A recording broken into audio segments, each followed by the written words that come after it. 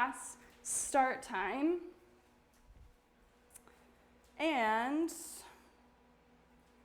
okay, I'm actually just gonna go ahead and start my little timer over here, because what I'm gonna try to do for us tonight, everyone, is give us a 45-minute practice for all levels, and it's called Well-Rounded All Over. So I hope that you love it. I will say this a few times, we're live streaming. Tech challenges happen, they've been a big part of our testing process. So if you're running into any tech challenges, leave us a comment, reply to one of our emails or something like that, just so we know what's going on for you and we can troubleshoot and be better for next time. So let's get started with a little bit of movement tonight. If you have a yoga block, that's great. If you don't, no worries. What we'll do is we will start on our backs. If you have the block, you can place it in between the legs at the thinnest way. And just take a moment to get down onto the floor wherever you're practicing, get nice and comfy. Take a couple of deep breaths.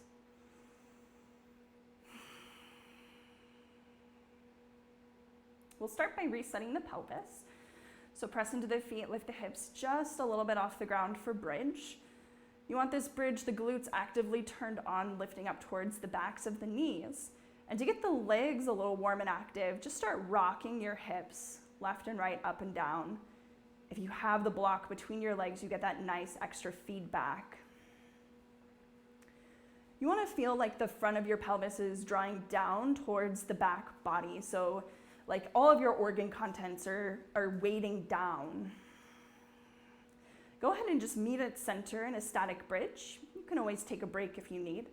But from here, we'll start warming up the wrists. So if we take the arms up to the sky, we can start flicking out the wrists there. I'll give you a visual here if you need it.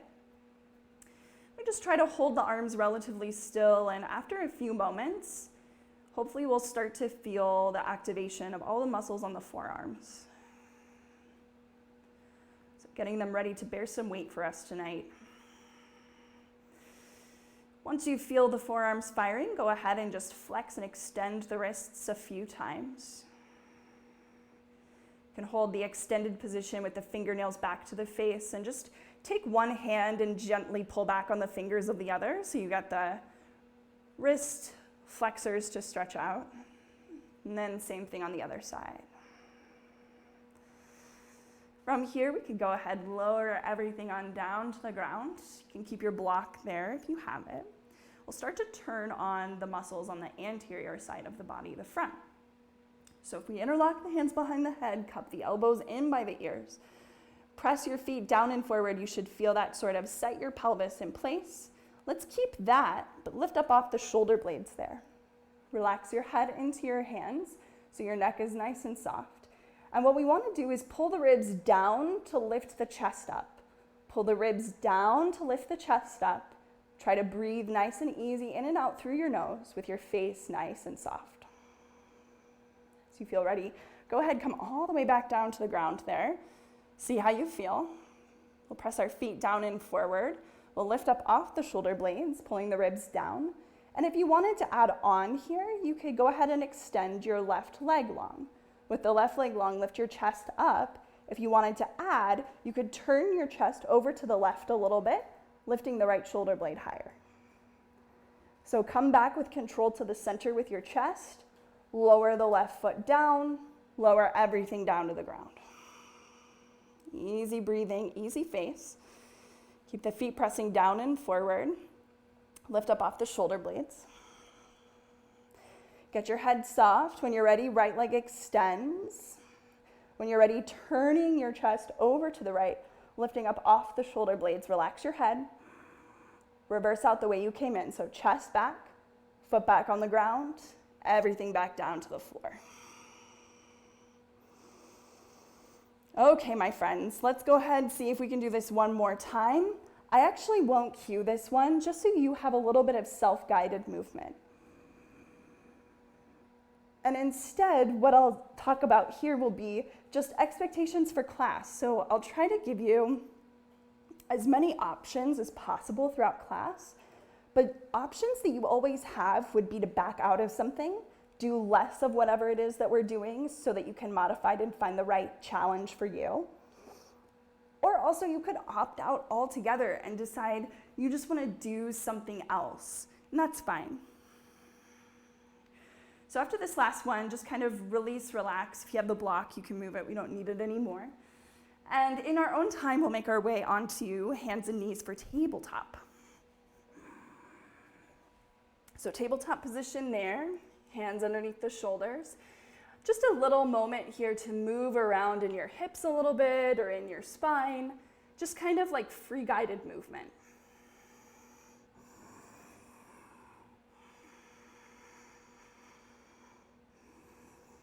From here, what we'll do is we'll layer the forearms down on the ground. We'll try to get the elbows narrow underneath the shoulders, and you decide whether you like palms out or hands clasped together. From here, we can tuck the toes, lift off the knees any amount for dolphin, where our first priority is just getting our hips up away from our head. So whatever you need to do that, maybe getting your feet wider, knees more bent, feeling the front body pull into the back body and the hips lift away from the head. Priority number 2 is pushing out through the elbows and the shoulders, so starting to feel that activate. And as you feel ready, maybe coming up to the hands and walking back to the feet at the back of the mat for a standing forward bend. Now you decide how you want to be here for the next couple of moments. Maybe you want to sway around. Maybe the floor seems really far away and you'd rather perch yourself up onto your legs or set yourself up around a sofa or something so that you have something right here that you can utilize. Where we'll go from here is a nice deep bend into the knees, weight into the heels, and as you feel ready, slow motion, rolling your spine all the way on up. Once you come upright, go ahead and set your feet underneath your hippies right there. Set your pelvis in neutral, your ribs in neutral, your head in neutral, as best you understand that today, of course. And we'll lift the arms 3 times.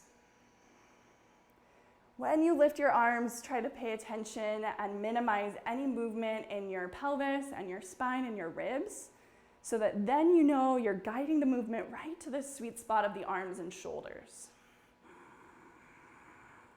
This next time as the hands come down, take the left one to the front of the pelvis, the right one to the low back. We want to feel this stay in a neutral relationship, so not do a lot of fluctuations.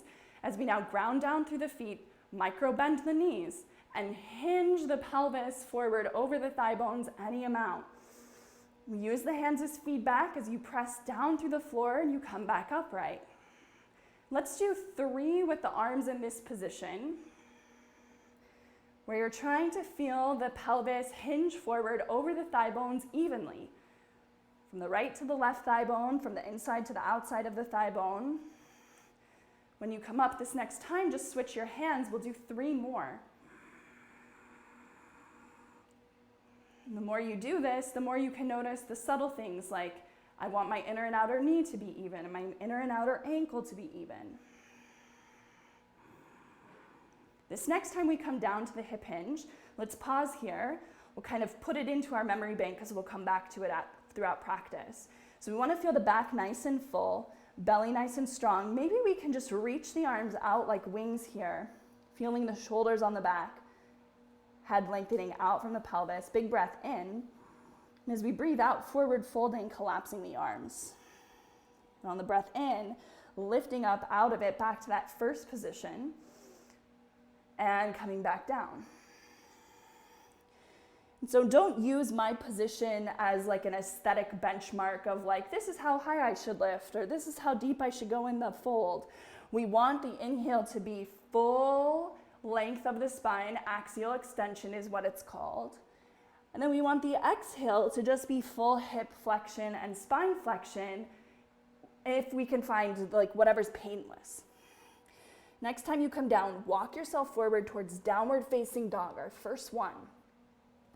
So when you get there, push out through the fingers more than the wrists, move around any way that feels good.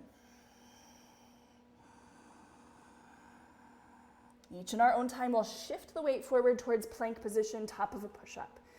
Easy breathing, soften your jaw. You can maybe sway around here if it feels okay on your wrists. Then we'll all lower the knees down for half plank. but the pelvis is leaning forward. And we'll try to feel our body lower in one piece as we bend the elbows toward the back of the mat and come all the way down. Down here, release the feet. Go ahead and turn on a little glutes, a little abdomen so the low back feels secure. We'll go ahead and cactus the arms here. So when the arms cactused, maybe they hover up off the ground.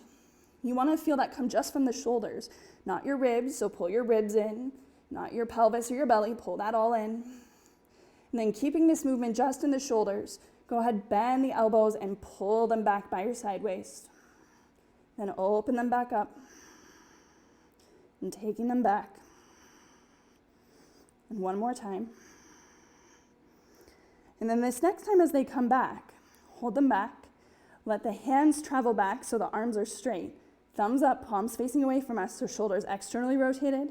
Lift the arms, take them toward each other, just holding here for 5, 4, 3, 2, and 1. We'll go ahead, roll the shoulders away from the ground as you place the hands underneath the elbows. Press up to the knees, front body to back body. Tuck the toes up and back, downward facing dog. Easy breathing, easy in your jaw. From here, we'll push off our hands one at a time to walk back to the feet at the back of the mat. We remember that inhale where we float up halfway, we find our hip hinge with the arms wide. And then on the exhale, we come back down. We try to find that one more time. Full back body. Exhale, hands to hips. Push down and upright the torso. Inhale, float the arms up. Exhale, float the hands down. One more time. We'll pull the arms all the way up. On the exhale, pull the elbows down. As that happens, hinge over the legs, forward fold. Walk the position back forward towards downward facing dog there, pressing out through the fingers and the palms, more than the wrists.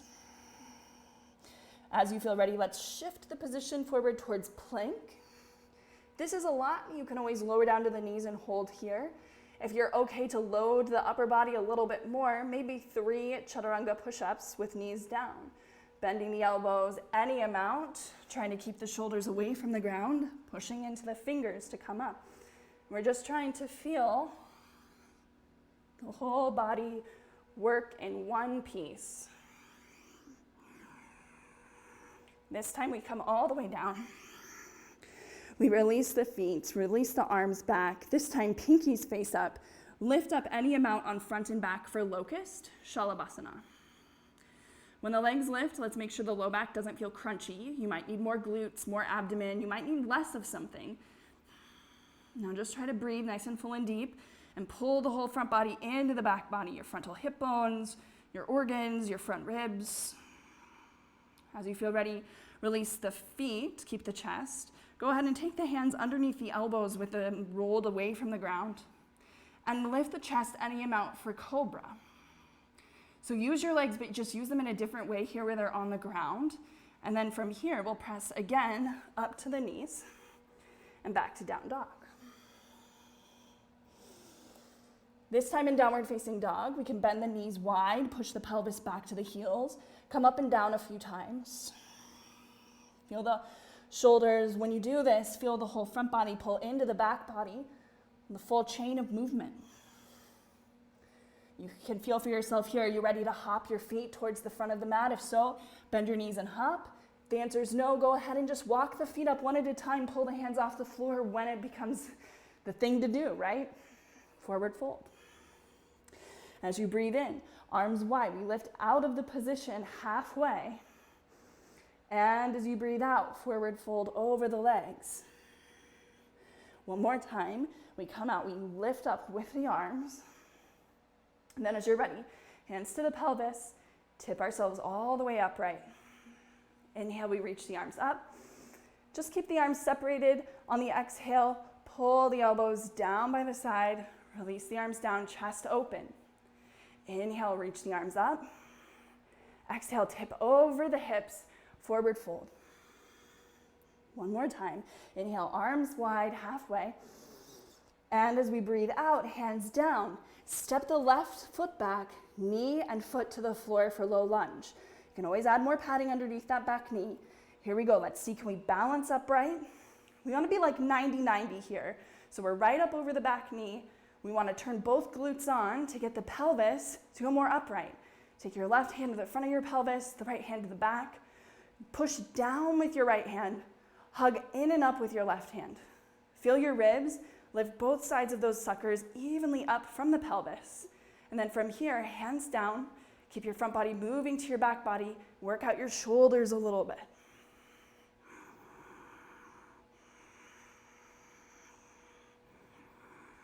As you feel ready, inhale, reach the arms up. Exhale, take the hands down and forward, step the back foot in, forward fold. Breathe in, halfway, we lift up. On your exhale, hands to the hips, upright the torso. Inhale, arms reach.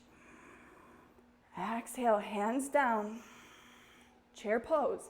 Set your feet any way you like. Come down and a little bounce. Aim to use your feet, ankles, knees evenly. And aim to move at all of those joints, ankles, knees, and hippies right in here. We want some nice, good movement there, even on both sides. As you're ready, go ahead and tip the pose forward, forward fold. Inhale, maybe we back out of the position halfway. And on the exhale, hands down, we step the right foot back, knee and foot to the floor. Coming up to our low lunge position here, right hand to the front of the pelvis, left hand to the back.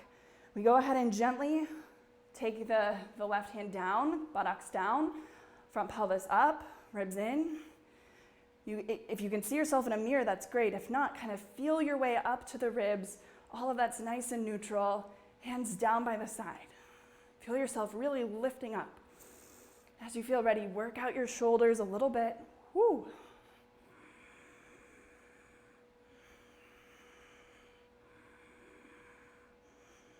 As you feel ready, go ahead, take the hands down and forward. We'll step the back foot through, forward fold. On the inhale, we'll lift out halfway. And on the exhale, we'll take hands down. We'll step back to plank. Alrighty, in this plank, what we'll do is we'll hold it up here. If you want to be on your forearms or your fists, you can. And we'll just lower the right knee, then the left knee down. So try to hold your shoulders and your spine stable as you take the right leg, left leg back, right knee, left knee down. And that's where we're going. Just a couple more times. Building in some stability into the upper body, some strength.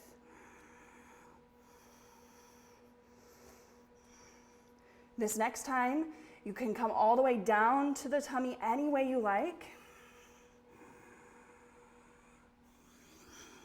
From here, we can tense the fingers outside the yoga mat, roll the elbows up, roll the shoulders up. And we're all on our own here, pressing down into the fingertips, rolling the chest up any amount, trying to do this without the low back feeling tender, or crunching, or catching.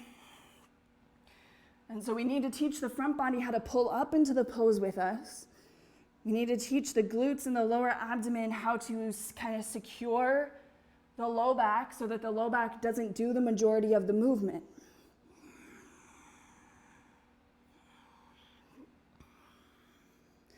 Alrighty, from here, I'll say we can come back to down dog any way you like. So you can come back up to your knees, or if you feel like you're ready for a little bit of a back bend here, a cobra or an upward facing dog. And then pulling the front body to the back body to come back to down dog. Easy breathing here. As we feel ready, we'll go ahead and walk back with the hands and forward bend all the way over the legs at the back of the mat. On the breath in, arms up halfway. On the breath out, fold. One more time. Inhale, arms wide halfway. Hands to the pelvis, root down, come all the way upright. Inhale, we'll reach the arms up. Exhale, bend the elbows, bring the hands down, all the way by the side. Okay, hands onto the pelvis. We'll go ahead and step off the left foot to the side. So here's how that would look like if I'm mirroring you. I don't know if you can see, like I'm dripping with sweat right now. I think it's the lights. But pelvis up, everything up. We're trying to avoid toppling in the opposite direction, okay? Okay, so getting ourselves together, go ahead, step it forward, step off onto the left foot, so the right leg goes out to the side. Get yourself as vertical as you can as you step forward. You can add complexity here if you wanted to go up and down in the standing leg, trying to kind of do the same thing that we did in the bouncy chair pose. So moving at the ankle, knee, and hip, especially if you feel one joint is sort of like taking control. How could you distribute more of that effort to the surrounding joints? Go ahead, walk yourself forward, off to the other side, and we'll keep moving. So you either hold or you work the complexity. And everything is a good choice because we all have different loading histories. I don't know what you need. As you feel ready, we'll meet at the top of the mat, one foot by the other. See how you feel. On the breath in, reach up. On the breath out, hinge over the legs. Breathing in, arms wide, halfway. Breathing out, hands down, downward facing.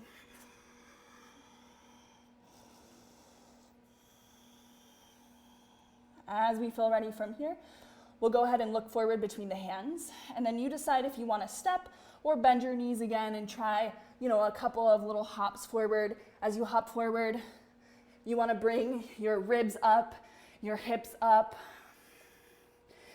As you breathe in, we'll come out of the pose halfway, we'll fly it. Hands to the waist, press down, upright the torso. Inhale, arms reach. Exhale, bend your elbows, down by the side. Let's go ahead and step the left foot back to lunge.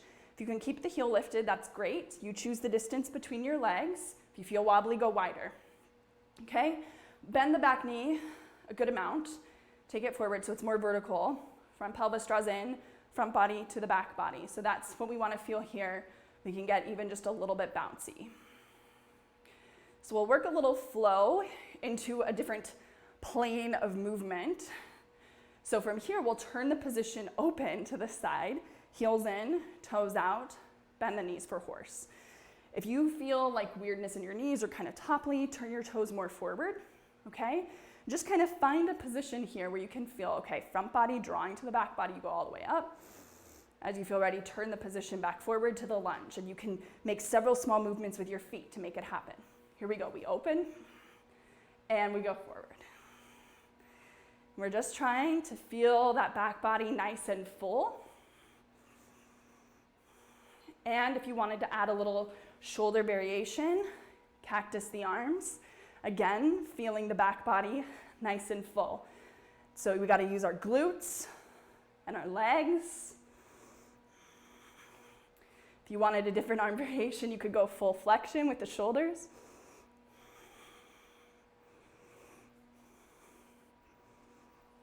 Okay, this time we're gonna go forward. Hope you're feeling it. Pull the back leg through to balance. Grab for a sofa or a counter. Like, I love all of that stuff. Use your home. Okay, here, a little bouncing the standing leg. Okay, you wanna get as vertical as you can.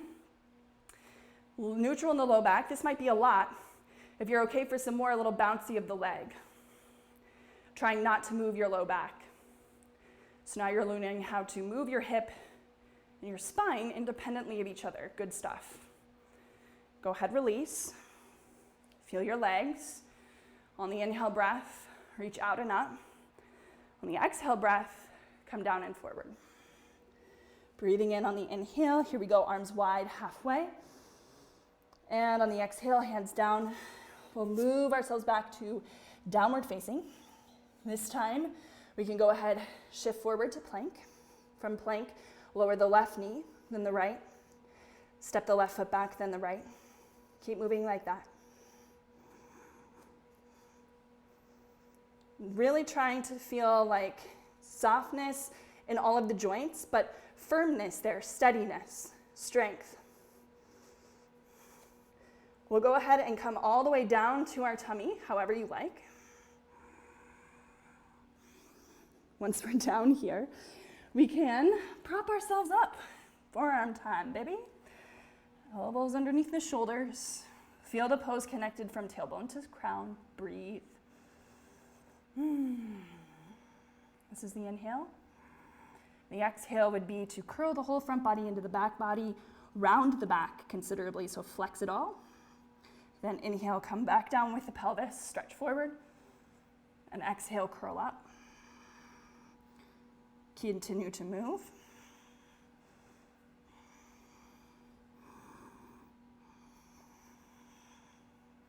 This next time, if you wanted to hold a forearm plank, you could tuck the toes, lift off the knees, be here for 5, 4, 3, 2, and 1. Knees in. Here we go. Maybe we just like stand all the way up on the knees. I don't know. Does that feel okay for you? So we come all the way up there. Take the pelvis over the legs. Get yourself nice and lifted. Neutral pelvis, neutral ribs, maybe arms up. Imagine that you're holding on to like a pole, like a horizontal pole. Go ahead and pull that pole down like you were trying to lift your body up over it, and then reach it back up to the sky. Feel your back body stay nice and full here, nice and neutral. From here, downward facing dog, so we tip the hands forward, we tuck the toes, we lift off, going back. Okay, each in our own time, we can look forward between the hands, and then you decide, are you stepping, are you walking? If you're walking, maybe walk forward with the other foot first. We might fly up to the halfway, and then come up to stand. And then inhale, reaching the arms wide and high. Exhale, taking them down. Better to find neutral here before adding complexity. Neutral in your pelvis, your ribs, your head. Then we can step the right foot back to lunge. Heel lifted if you can. Okay, wide enough so that you feel like you have a good base of support. Back knee kind of down and forward so you can get your pelvis up. You can feel like now it's in my right hip flexor. That's where the stretch is, right? So take your whole front body to the back body. We'll start with hands on the hips here.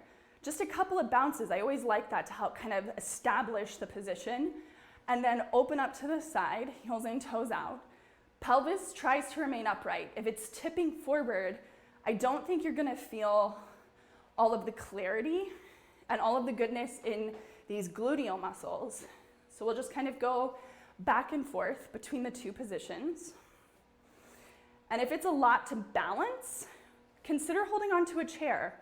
Consider going into the kitchen and working with a countertop, like off your left side, you know, imagine the counter were there. Okay, remember you can do different things with your arms.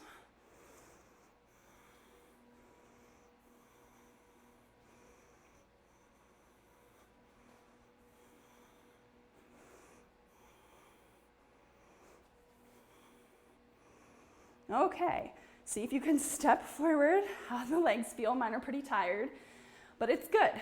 Bounce the standing leg a little bit, try to neutralize your spine. You can bounce the lifted leg, little hip flexion, divorced from spine flexion, always good.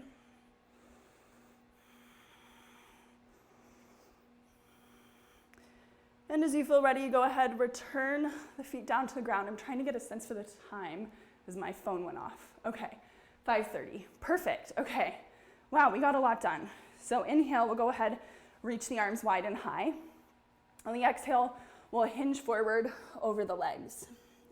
Breathe in, reach up halfway. Breathe out, hands down, downward facing.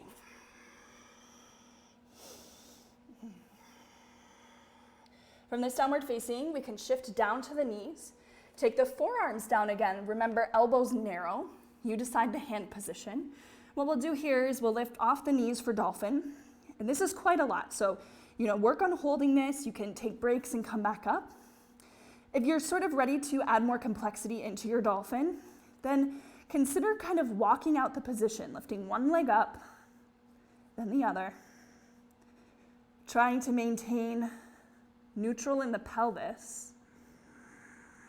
And trying to maintain the front body drawing into the back body at all times. So in other words, the front body is never sort of like cracking open, Back body is nice and full. As you feel ready, go ahead, come on down to the knees.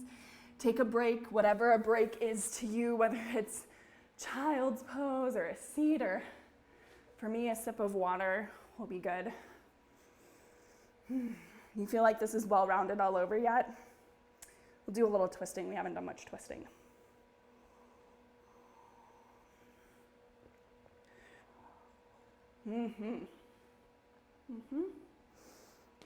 Downward facing dog.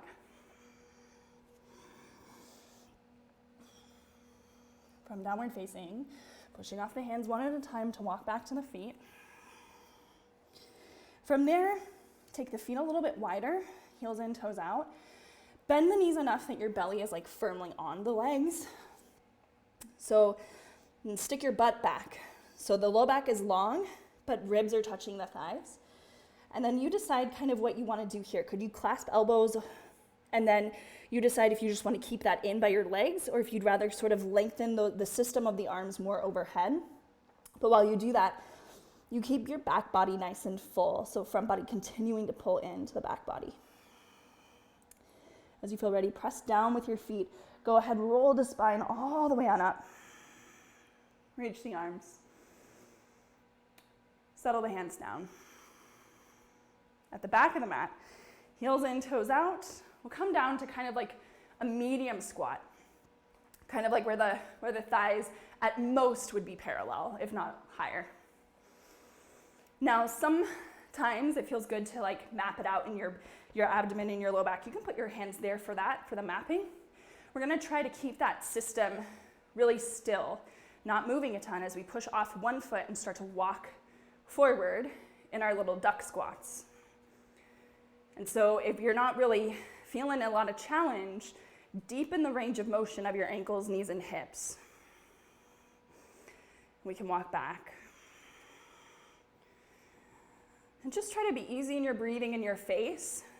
You know, the first job is always to sort of refine our ability to pay attention to what's going on. We can do this one more time.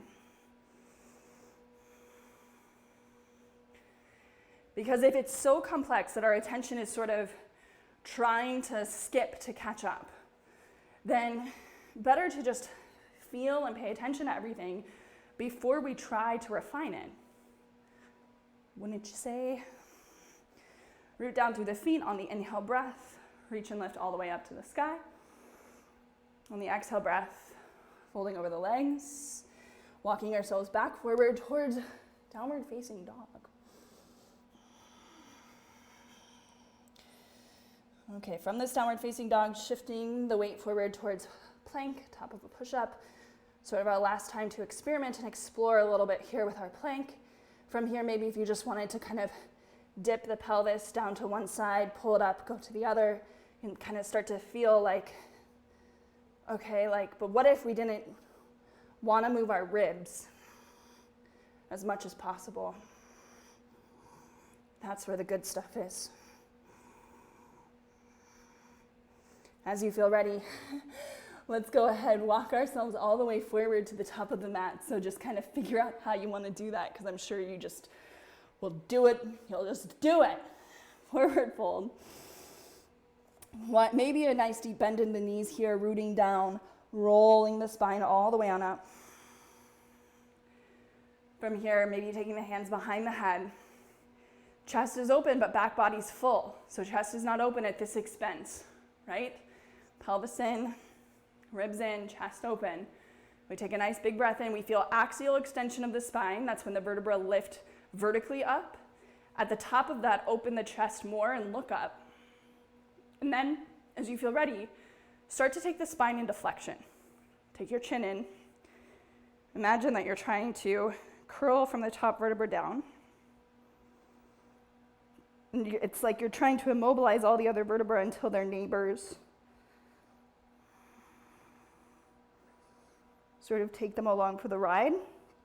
And as you go down, you know, it's kind of an ugly shape, but in yoga we don't practice it a lot. But spinal flexion, this is one of the directions our spine moves in, so let's move it there. Then the brain maps it more. The brain is more familiar. Root down with your feet. Start to reverse up out of it. Try to use your legs evenly.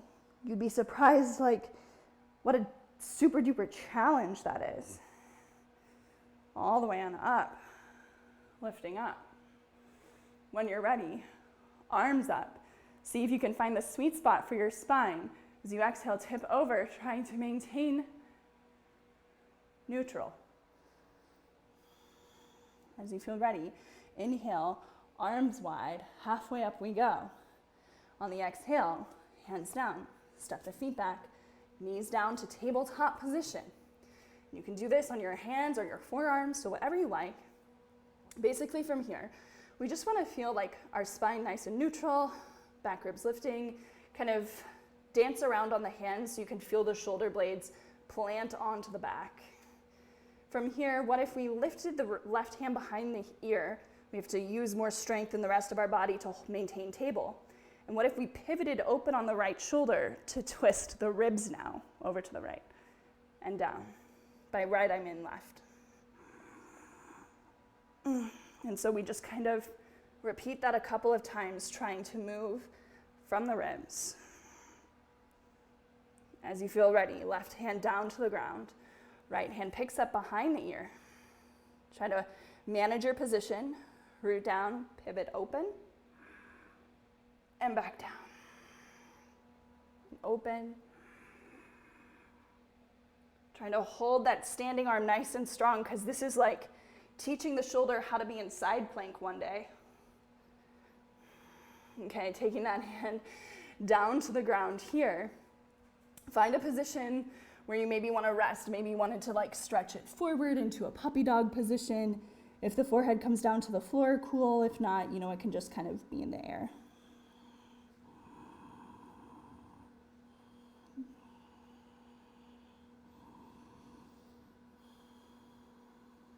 As you feel ready, go ahead, walk yourself on up out of that. We'll take the hips down to a seat. We'll face forward on the mat with the heels down in front of us. We want to try to get the low back in neutral, so we try to lift up as much as we can, and then we see if we can balance. So if your answer is no, and you're somewhere in between, then just work on picking one leg up and sort of balancing with one leg up, right? But what we're trying to do here is don't move forward if the low back looks like my low back does now. Instead, puff yourself up so your low back comes to neutral, your hips are flexed, that's when your thighs and belly are close. You can just walk out the pose. And so we're trying to do this without disturbing the pelvis or the low back. We're trying to take this movement specifically and only from the hips. And I imagine if you're someone who has non-specific low back pain, this will be a really, really helpful discovery and distinction for you, is learning how to move your hips independently of your spine. Okay, let's go ahead and meet all the way down on our backs. Okay, when we get down here, maybe it feels good like soles of the feet together, knees butterfly open.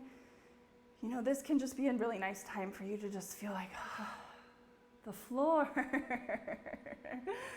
Where have you been these past 45 minutes?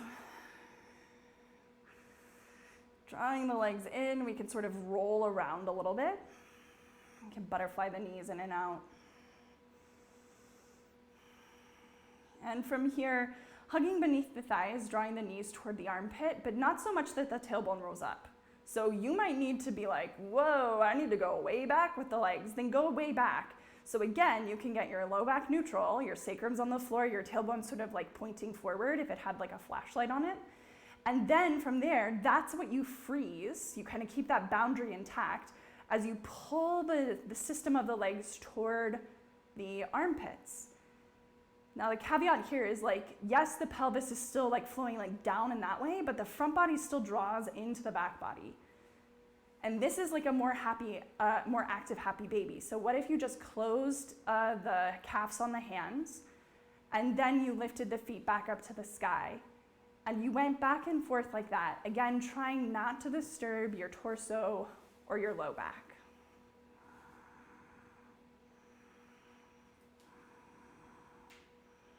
Ollie's been pretty quiet this whole time.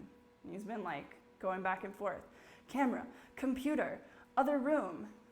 So I hope this means we're still live streaming. Okay, knees draw into the body. Let's go ahead. Any like last minute movements, you guys can always kind of be on your own during this last little bit, but if you want to keep following me, follow along. Feet on the ground, you can let your knees drop in on each other. Give the feet a little push down and forward so you get the pelvis to feel good. And in fact, why don't you pick the hips up and scooch them down and then do that so you get long. Pick the head up off the ground like you're trying to tuck your chin in. From here, you can interlock your hands behind your head. Let your head rest into your hands. And it's a blustery day. Your hands are a hammock, and you just kind of let them take your head to the left and right. Nice and easy.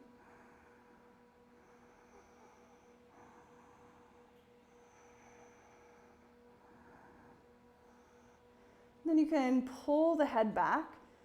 Notice that your head is connected to your tailbone through your spine, and so see if you can even feel your tailbone move towards your heels, your spine get longer as you begin to place your head back and down onto the ground, maybe even a pillow. That could be nice.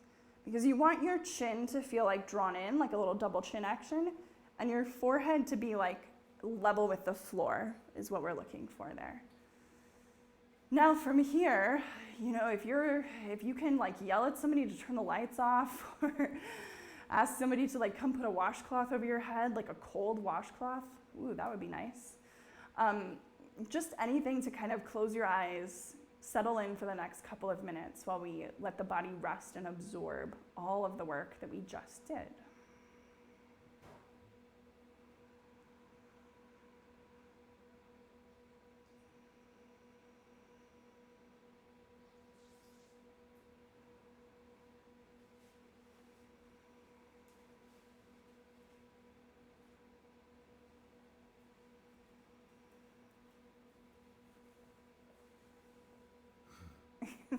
Thank you. I got a cold washcloth.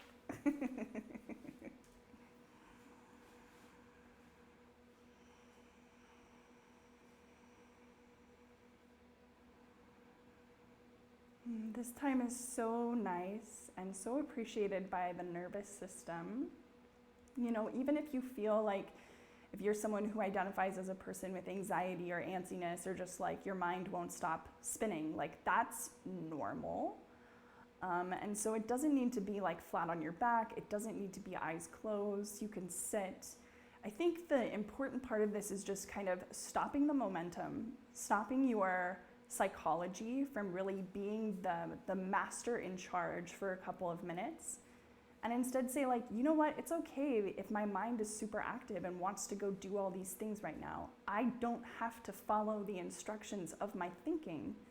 Like I am something different than my thinking. And this is a really great practice and pose to explore a little bit of that in.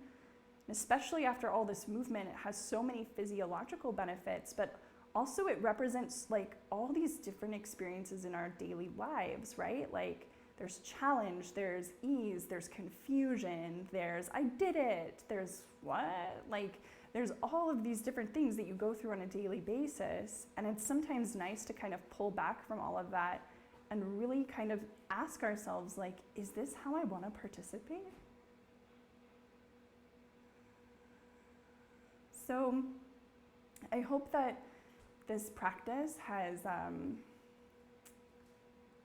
hope that it's helped you move in a new way, and it's helped you experience your body a little bit more closely with a little bit more attention in what you're doing, and then that will pay massive dividends not only in tissue adaptation, which I think is why we really want to do this to begin with, is like we want our bodies to feel and work better, but not just tissue adaptation, but also like how we think about ourselves and our place in the world.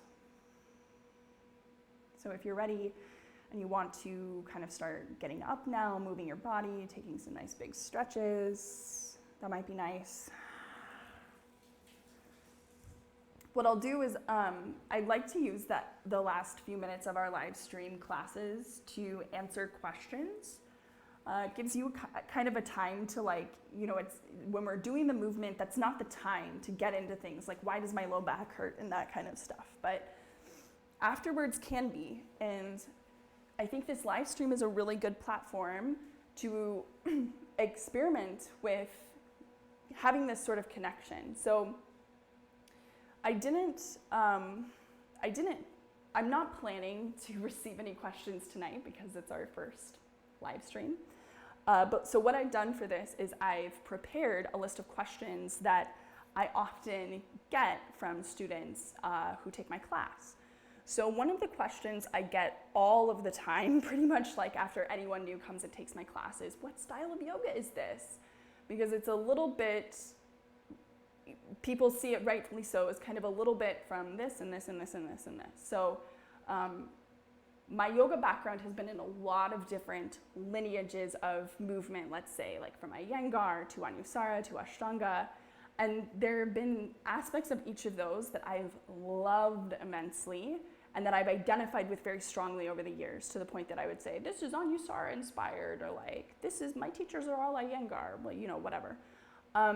But essentially what happened was, about 8 years into practicing yoga, I started having these like chronic use injuries, and it made it so, and they were all over, from my right hamstring attachment to my medial right shoulder blade to my outer left foot. Just all kinds of weird, crazy things were going on.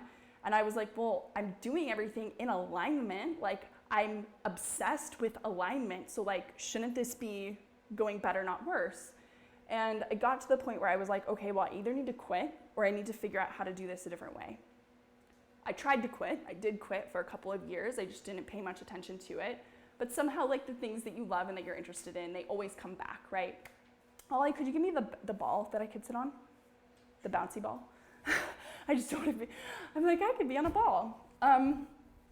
Okay, so when that started happening, I realized that I understood yoga more than I understood human movement, and that I actually didn't understand human movement all that much. I'm a former couch potato. I grew up on the couch watching Nickelodeon. My mom was really sick growing up, and so she was always in bed, and I sort of, you monkey see, monkey do. So I was just down for the count for pretty much my whole childhood. And I only got interested in movement and yoga in my early 20s. So I sort of had to like back up a second and say like, wow, the system of yoga should really be fitting into like a much larger discussion of human movement and not the other way around. So I started learning from other people outside the yoga sphere, from physical therapists and just even like different movement modalities, strength training, kin stretch, functional range conditioning. I mean, look these systems up if you don't know, Feldenkrais, because they're amazing. The way that they look at the body is very unique. If you follow me on Instagram at Yoga in Your Living Room, I like to give shout outs to the people that I'm learning from, because I find a lot of them on Instagram, quite honestly. Like, that's a treasure trove of it's an educational cornucopia for me these days. So to answer the question of like, well, what style of yoga is this? I would say this is a style of yoga that's less focused on the aesthetics, what the pose is supposed to look like, and it's more focused on tissue adaptation. It's focused on the things that really matter. It's focused on how to get our bodies to work and feel better as we age, rather than just like, oh, I was able to get into this cool, crazy looking pose. Not that it's wrong to want to get into cool, crazy looking poses, but you want to have that a good foundation underneath you so that you have met all your prerequisites for some of that crazier stuff. And I realized I just wasn't meeting those prerequisites. That's why I was injuring myself. Are we still good? Yeah, okay. Another question that I get sometimes, surprisingly to me, is about breathing. And I try honestly not to instruct breathing so much. And honestly, like Ollie's like, close your legs. Honestly, like when I'm even instructing breath throughout class, I'm mostly just doing it because I'm in this weird place in my evolution as a teacher where I haven't really figured out how I want to instruct it. And I'm sort of like falling back on sort of like old programs and what I think people want. So even when you hear me say inhale, exhale, do this, do that, I'm not saying that as like a rule or something like that. Like, breathe however you want to breathe. And in yoga, we learn about pranayama techniques and like different ways of like, then you inhale for this amount, in through the nose and down into this part, and then you hold and you exhale and you do this through your nose, mouth, ears, and like it's there's a lot of complex like practices, breathing practices, let's say. But I think if we're just gonna back out of breathing practices for now, again, like back out of the idea that we should be doing these big fancy poses and say like, well, what would it take for me to be able to do that sustainably? Same thing with these breathing practices. You need a foundation of functional breathing mechanisms, patterns, habits that then affords you the ability to do the pranayama and actually feel some benefit from it and not just feel like, oh, well, I guess that was cool, right? So here's something about the breath. Our nose is for breathing, our mouth is for eating. There's a lot of reasons why that's the case. And it's why teaching yoga and doing it at the same time is challenging because you're just talking the whole time. But there's different volumes. The nose and the mouth control different volumes of air. And sort of the ideal volume of air for us to always have, because it's like a balance between oxygen and carbon dioxide in the system. And that balance, imagine like it needs to be weighted correctly in there. So when we mouth breathe, it kind of tips off that balance. And it actually makes it so that our cells don't get the oxygen potentially that they need. Even more than that, just when you were nose breathing normally, we're still breathing out between 25 to 75% of our oxygen. So we don't need more breath. We just need to teach ourselves how to breathe efficiently. So I would say, if you're looking how to breathe in your practice, try to breathe in and out through your nose as much as you can, with the understanding that you're working from where you are right now. So if you're mouth breathing all the time right now, you might just hope to close your mouth every few breaths. If you are like, no, I'm pretty okay with that, then just notice like, when do you want to mouth breathe, at what points? And there's ways of building up that capacity to breathing. If you look at even like sprinters who are in the Olympics or something like that, the best ones will have their mouths closed and they're calm and they're just, and it's like you try to go run like that and like see how you're breathing, right? So there's a way of training up our capacity to do it. And I think honestly, just showing up and noticing what's going on with your breathing during practice. Notice when you're holding your breath. Notice when you're clenching your jaw and your tongue and your teeth. I do that a ton. And notice when you're clenching your face. And I think all of that, like that's why there's so much of that cueing in our classes about like, well, notice what's going on with your face and your jaw and all of that stuff, because that's meant to help you regulate your breathing. Okay? The last thing, where are we? What do I have, like a couple minutes? Cool. Okay, the last question I kind of wanted to go over, because I see this in my classes all the time, is the idea of nonspecific low back pain. And I want to be really careful about scope of practice here, because I'm not okay to like diagnose or like tell you what's going on.